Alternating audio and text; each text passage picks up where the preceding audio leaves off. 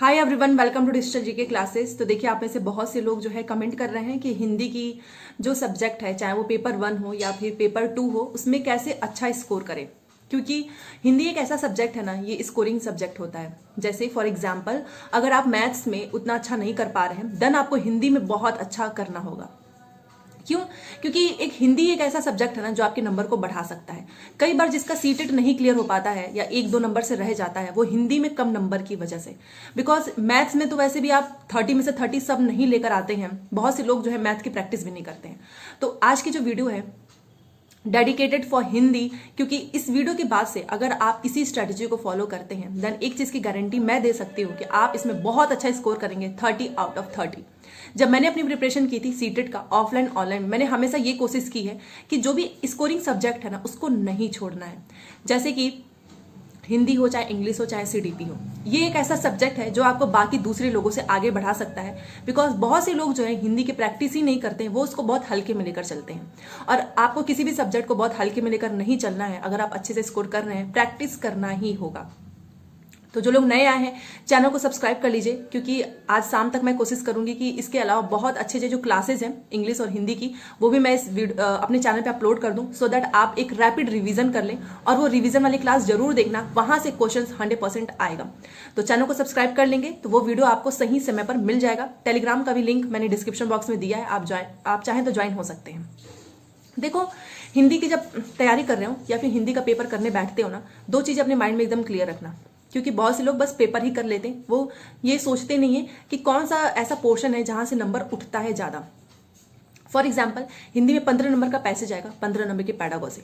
अब पैडागॉजी तो लोग कर लेते हैं, पैसेज को पता है क्या करते हैं, वो ये सोचते हैं कि अरे पैसेज तो कर ही लेंगे, वहां पे तो यहाँ इसको पढ़ना थोड़ी ना है। बट वही सबसे बड़ी भूल हो जाती है। क्यों? आप पैसेज में बस ऐसे ही सोच कर नंबर नहीं लेकर आ सकते हैं। पैसेज जो है वो प्रैक्टिस मांगता है। मैंने 1000 बार बोला है, इस पर मैंने पता नहीं कितनी वीडियोज डाल दी हैं। एंड स्क्रीन पर आपको एक वीडियो भी मिल जाएगा, हिंदी पैसेज की ट्रिक, जो कि बहुत बच्चों को फायदा किया है। और उस एक वीडियो से आपको सही तरीका पता चलेगा। यस, पैसेज को करने का तरीका आपका एकदम क्रिस्टल क्लियर होना चाहिए। अगर आपने उसमें थोड़ी सी गलती की ना, तो आपके जो 9 क्वेश्चंस एक पैसेज से पूछता है, कभी 9 पूछता है, कभी 8 पूछता है। 2 पैसेज आते हैं हिंदी में, एक गद्यांश होता है, एक पद्यांश होता है। तो आप ये सोचिए ना, अगर आपने 9 उसमें पूछा या 6 उसमें पूछ ले, ये डिपेंड अपॉन क्वेश्चंस, तो अगर आपने उसको गलत कर दिया तो आपके 15 नंबर ना सीधे गए। और फिर हिंदी की भी हालत आपकी मैथ इंग्लिश की ही तरह हो जाएगी, जो आपका टफ सब्जेक्ट है। तो इसलिए हिंदी में गलती नहीं करना है, कभी भी नहीं करना है। और वो गलती आपको कैसे इंप्रूव करना है वो देखिए। सबसे पहले, जिसने अभी पैसेज की प्रैक्टिस स्टार्ट नहीं की, वो आज से अभी से एक पैसेज, मेरी बात मान लो, कर लो, तुम्हारी ही भलाई है इसमें। क्योंकि मेरा तो हो चुका है ना सीटेट क्लियर, मैं तो बस यही चाहूंगी कि आपका क्लियर हो जाए। तो अभी से इसी वक्त से आपको एक गद्यांश एक पद्यांश सॉल्व करना है। चाहे आपका पेपर 28 को या फिर आपका पेपर जनवरी में, 28 वाले 27 तक करेंगे। क्यों? क्योंकि पैसेज एक ऐसा सब्जेक्ट है ना, इसको आपको रटना नहीं है, ना ही आप इसको रिवाइज कर सकते हैं। इस पे क्या कर सकते हैं, अलग अलग क्वेश्चंस को उठाओ, अलग अलग पेपर से उठाओ जो जो पैसेज है। फॉर एग्जाम्पल, जो हिंदी की जो गद्यांश है या फिर हिंदी के पद्यांश, आप वो किसी भी एक ऑनलाइन पेपर का मॉडल उठाइए, वहां से पैसेज कीजिए। टाइमर सेट कर लेना कि आपको इस पैसेज को हर हाल में 5 मिनट में कंप्लीट करना है। पता है क्यों? क्योंकि जब टाइम सेट कर लोगे ना, तो ये आपका दिमाग वहां पर भी चलेगा एग्जामिनेशन हॉल में। अगर आपने इसमें ज्यादा टाइम अपना वेस्ट कर दिया, देन आपके नंबर कम। क्यों? क्योंकि जैसे जैसे टाइम बढ़ेगा एग्जामिनेशन हॉल में, आप पैसेज बिना पढ़े ही तुक्का लगाकर चले आएंगे। मोस्टली लोग यही करते हैं। और आप में से बहुत से लोग मुझे बोलते भी हैं कि पिछले साल उनका सीटेट इसलिए नहीं क्लियर हुआ था क्योंकि पैसेज में उन्होंने अपने मन से कुछ भी आंसर लगा दिया।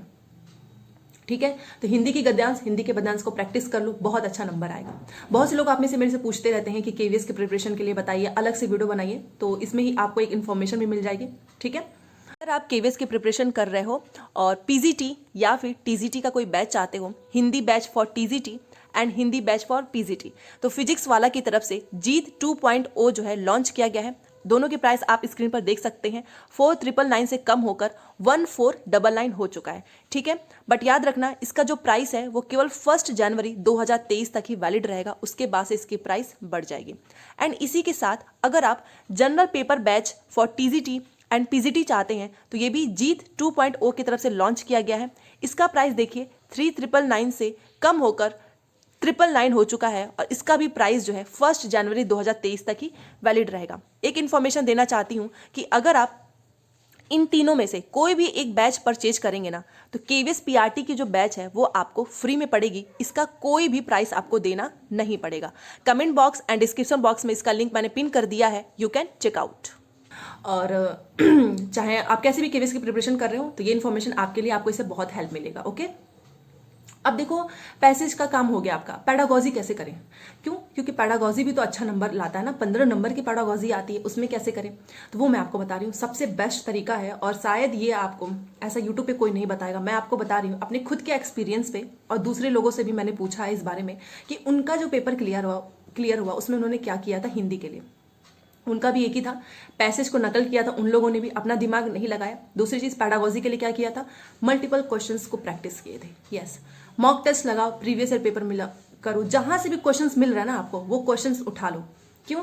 क्योंकि इसमें आप चाहे कितना भी प्रैक्टिस कर लेना ये कम ही रहेगा। फॉर एग्जाम्पल पैडागॉजी में एक बच्चे से रिलेटेड आपको जो जो चीजें जाननी चाहिए, जो सीटेट में रिक्वायरमेंट है उस चीज की, वो आपको पता होना चाहिए। और वो कैसे करोगे? क्यों? क्योंकि बहुत से लोग हैं जो 7 दिन में ही चाहते हैं वो अच्छे से पढ़ लें। अब आपके पास 6 महीना 8 महीने का समय है नहीं, तो 7 दिन का मैं आपको स्ट्रेटेजी बता रही हूँ क्या करना है। 7 दिन है, नहीं 200 क्वेश्चन, तो आप 100 क्वेश्चन की प्रैक्टिस तो कर सकते हो ना ऑनेस्टी से। तो ऑनलाइन पेपर उठाइए, 16 दिसंबर से स्टार्ट करो, और जितना आप कर सकते हो एक दिन में 15 क्वेश्चन की प्रैक्टिस कर सकते हो, 30 की कर सकते हो, ये आपकी कैपेसिटी पे डिपेंड करता है। मैं अगर अपना बताऊं तो एग्जामिनेशन के 7 दिन पहले वाला जो मेरा टाइम था ना, मैंने उसमें बहुत ज़्यादा मेहनत किया था।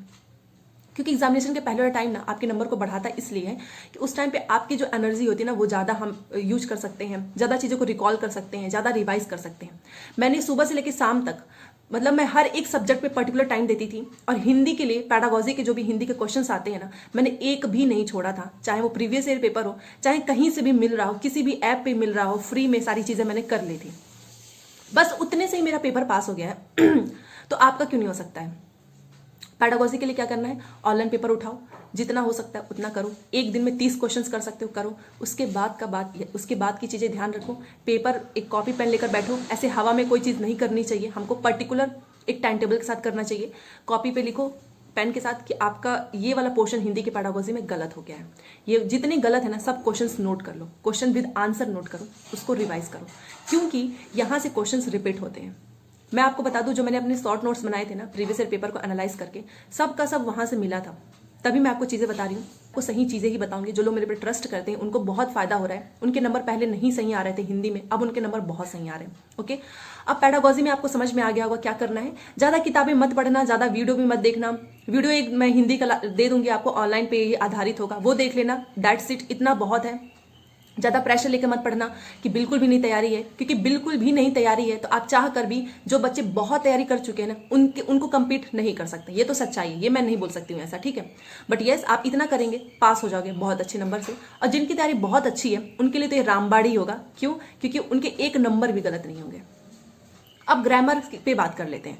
बहुत से लोग बोलते हैं कि ग्रामर का करा दो, ग्रामर का करा दो। देखो, ग्रामर के पीछे भागोगे ना 1 या 2 नंबर का पूछता है, उससे ज्यादा नहीं पूछता है। मैंने पैसेज में इवन ट्रिक भी बताई है, साथ साथ में उपसर्ग आ जाता है, प्रत्यय आता है, या फिर बोलो तो उपसर्ग और प्रत्यय बहुत पूछता है। अगर आप चाहते हैं तो ट्रिक वाली एक वीडियो मैंने जिस ट्रिक से याद किया है वो ट्रिक मैं आपको बता दूंगी, उससे पूरे उपसर्ग पूरे प्रत्यय सही हो जाएंगे।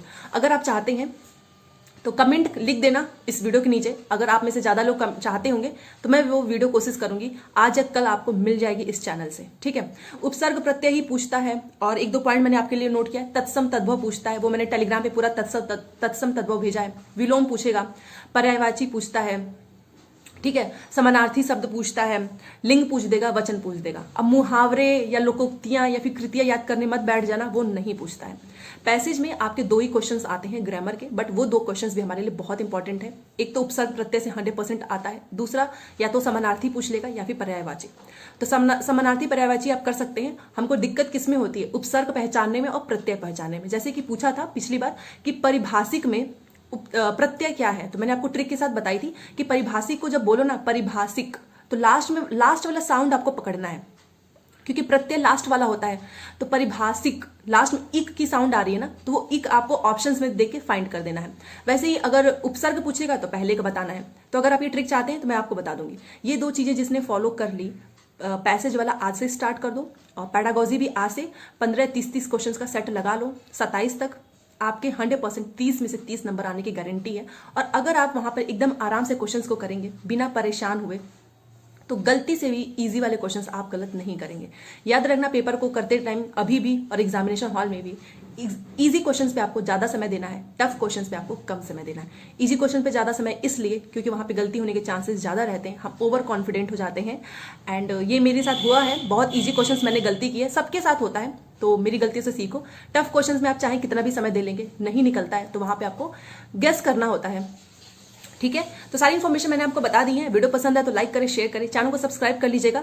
बहुत जल्द आपको पेडागोजी की वीडियो मिल जाएंगे, और उपसर्ग प्रत्यय वाली वीडियो चाहते हैं तो वो भी मैं आपको यहाँ से प्रोवाइड कर दूंगी, जो मैंने जिस ट्रिक से याद किया था वो। ओके, तो मिलते हैं नेक्स्ट क्लास में। सब कोई अच्छे से तैयारी करो, 100% सीटेड क्लियर होगा। Thanks for watching.